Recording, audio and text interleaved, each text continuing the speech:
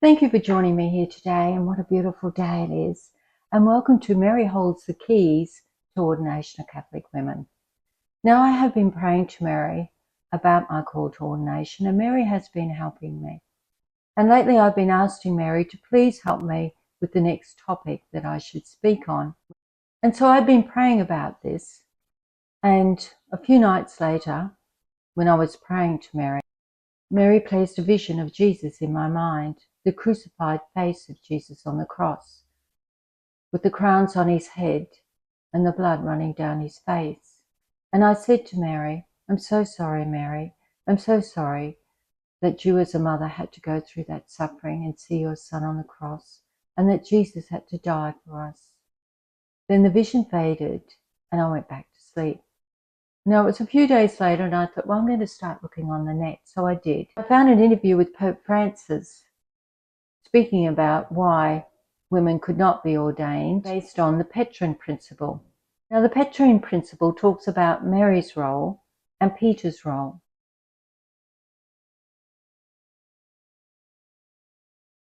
On this premise, the Catholic Church has established an hierarchical structure whereupon only males can be ordained within it. As I was reading this, Mary appeared to me in a vision. She was standing behind me. I was looking forward towards the laptop, as I am to you now.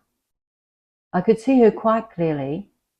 She was standing in a light blue long dress, and she was holding in her hand a long, thin white scroll. And I said, yes, Mary, the words of the gospel are written on the scrolls. Now, as I was saying this, I thought that the scrolls were usually brown and parched and rather thick. And I did not really understand what Mary was asking of me. But I thought, well, perhaps Mary wants me to research more. So that is what I did. So I went back to the Petrine principle and I began reading it. But it wasn't long. Mary placed a vision of the crucified face of Jesus again in my mind. I thought perhaps I should look at the scripture on Mary's roles, and in particular those of the crucifixion. And so that is what I did. I looked at the Gospel of John.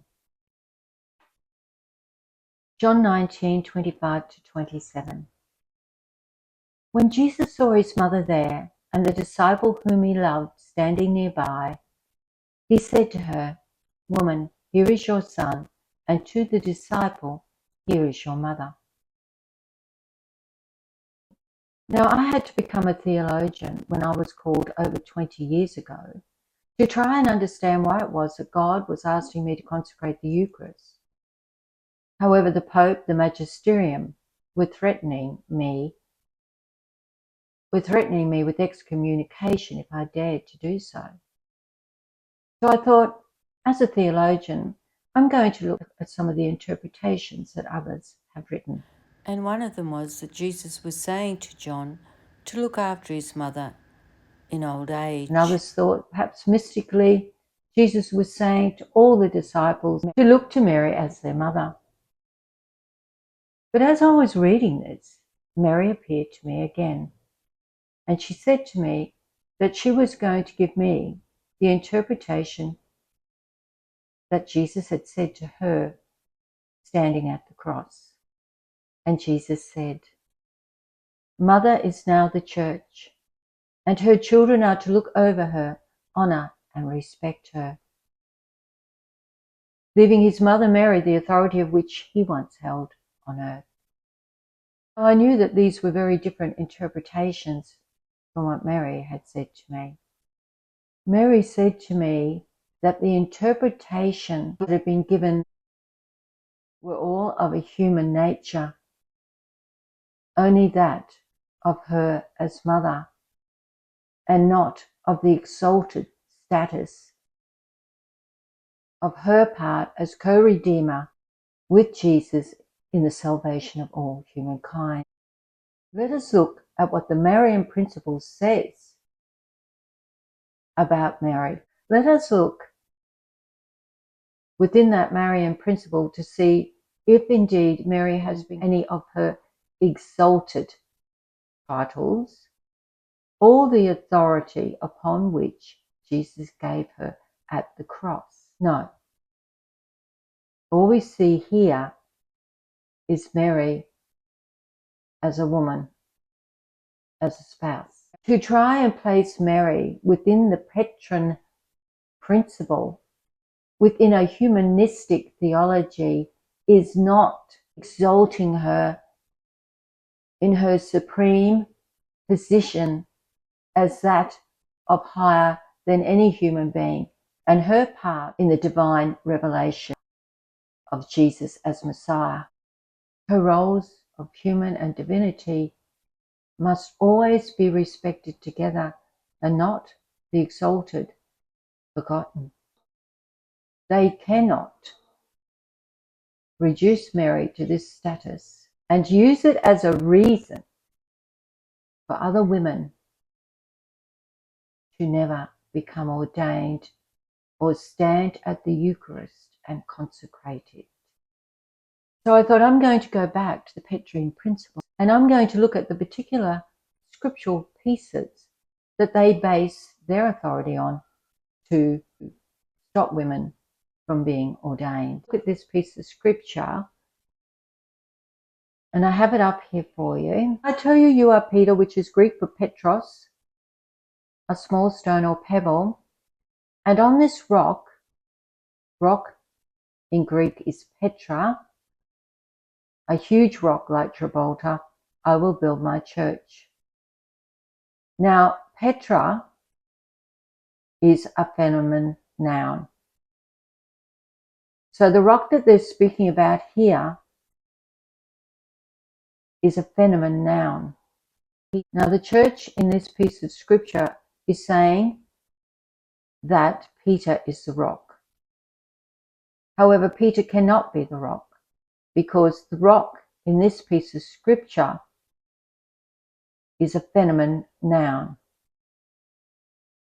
We could say, and I tell you, you are male, Peter,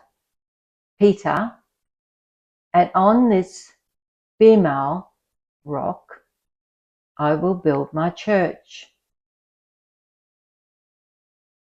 I will build my church. That is a piece of scripture that they are putting up as one of the reasons why women cannot be ordained.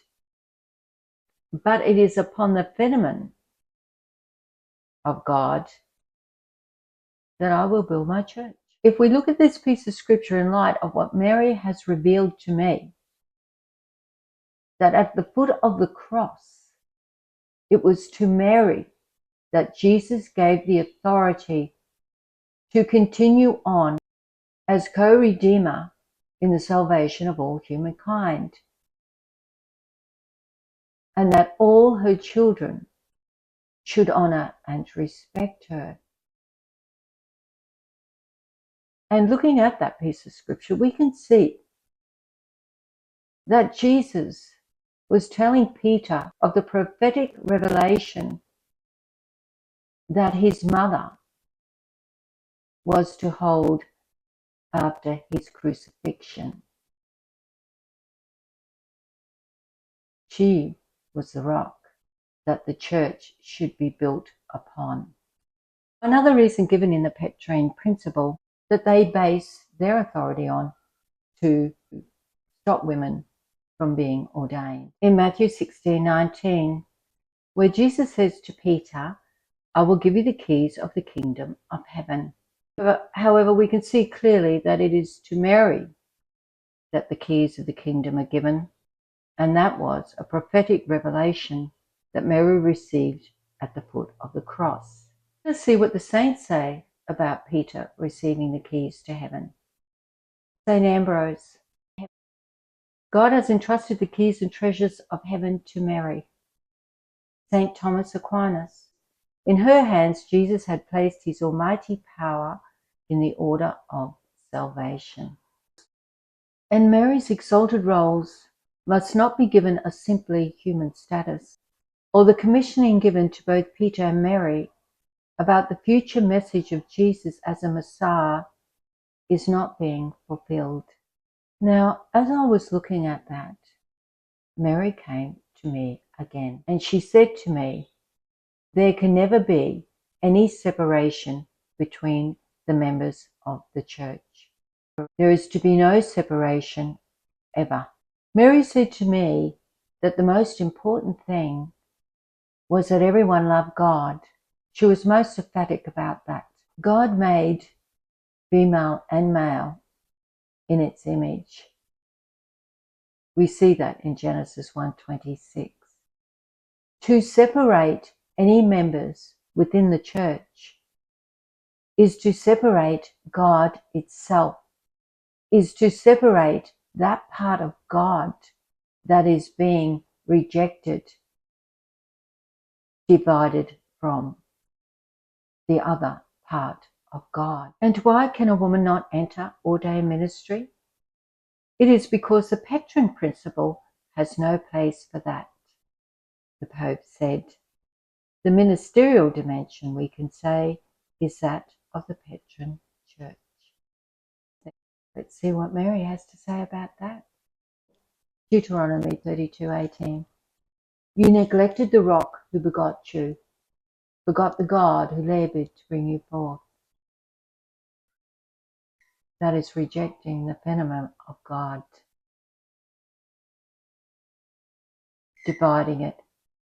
Mary said there is to be no separation. And Mary came to me again, and she repeated the words back to me that I had said to her earlier. Yes, the gospel words are written on the scroll. But Mary said it is the interpretation of such words that must include all the members in the church in the form of love one another as I have loved you. Mary said to reject one part of God is to never find the full fulfillment of what God is intending for all of us. Well, Mary had her say on that, and she had me working hard. As Mary was holding that scroll in her hands when she first came to me, she said to me, and tell them to keep praying. Keep praying, she said to me. And I thank you for listening today, and I thank her for her beautiful wisdom. And I pray that she will continue to answer my prayers and share that wisdom with me so I may share it with others. Thank you for listening, and have a wonderful day.